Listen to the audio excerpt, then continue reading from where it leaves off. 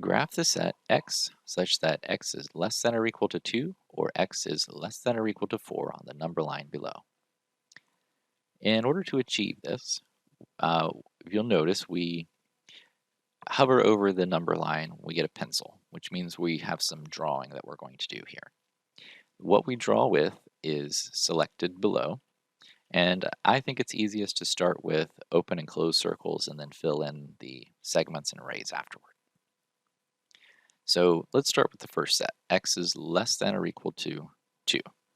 So x is less than or equal to 2, that would be starting here, and then all the values that are less than 2 go this way on that number line.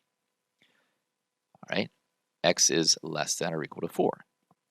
Well, here's 4 on my number line, and less than or equal to 4 goes back this direction. But if you'll notice, there's kind of a problem because here we start overlapping the previous set, and that can absolutely happen. But when it comes to unioning two sets together, it means to group all of the possible values but don't duplicate any. So we don't want to put two lines on top of one another.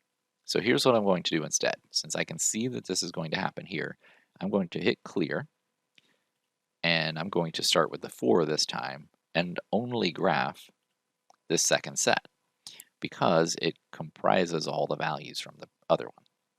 And then when I give my final answer here, I'm going to give the simplest answer possible, which is the set from negative infinity to 4, and then including the 4.